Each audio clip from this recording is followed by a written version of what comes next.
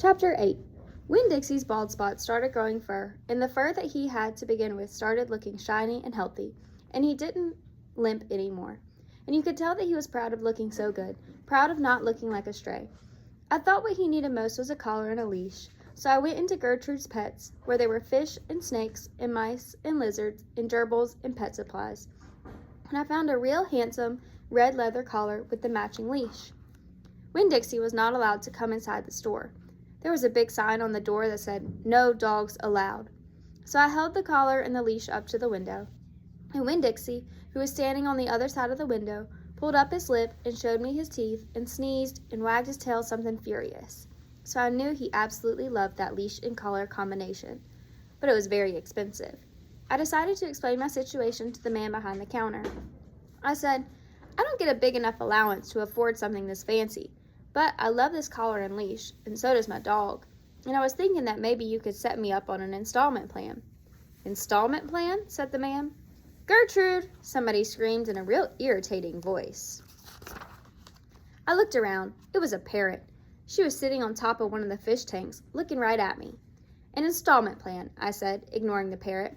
"You know, where I promise to give you my allowance every week, and you give me the leash and the collar now." "I don't think I can do that," said the man. He shook his head. "No, the owner, she wouldn't like that." He looked down at the counter. He wouldn't look at me. He had thick black hair, and it was slicked back like Elvis Presley's. He had on a name tag that said, Otis. "Or I could work for you," I said. "I could come in and sweep the floors and dust the shelves and take out the trash. I could do that." I looked around Gertrude's Pets. There was sand and sunflower seed shells and big dust bunnies all over the floor. I could tell that it needed to be swept. Said Otis. He looked down at the counter some more. "Gertrude!" the parrot screamed again. "I'm real trustworthy," I said. "I'm new in town, but my daddy is a preacher. He's the preacher at the Open Arms Baptist Church of Naomi, so I'm real honest. But the only thing is, Winn Dixie, my dog, he would have to come inside with me, because if we get separated for too long, he starts to howl something terrible." "Gertrude doesn't like dogs," said Otis. "Is she the owner?" I asked. No. He finally looked up. He pointed at the fish tank. "That Gertrude, the parrot. I named her after the owner." "Gertrude's a pretty bird," screamed Gertrude. "She might like Winn Dixie," I told Otis. "Almost everyone does. Maybe he could come inside and meet her, and if the two of them get along, then I could have the job." "Maybe," Otis mumbled. He looked down at the counter again. So I went and opened the door, and Winn Dixie came trotting in the store. "Dog!" screamed Gertrude. "I know it," Otis told her. And then Gertrude got real quiet. She sat on top of the fish tank and cocked her head from one side to the other, looking at Winn Dixie. And Winn Dixie stood and stared back at her. He didn't hardly move. He didn't wag his tail. He didn't smile. He didn't sneeze.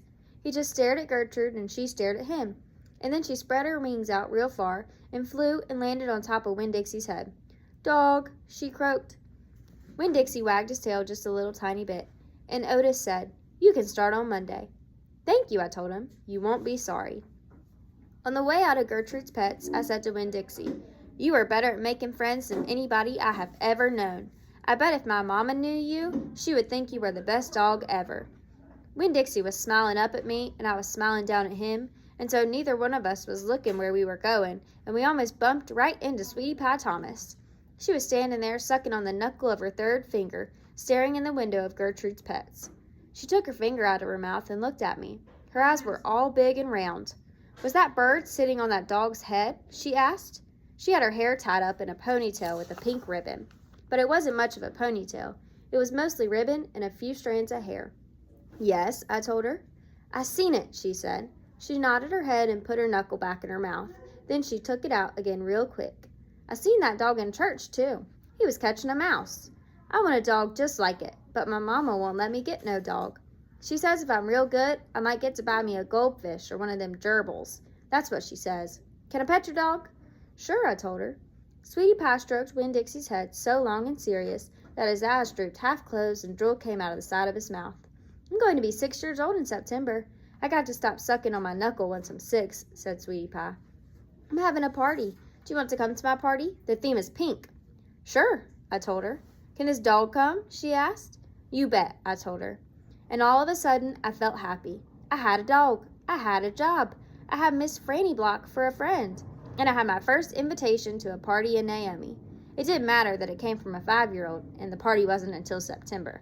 I didn't feel so lonely anymore.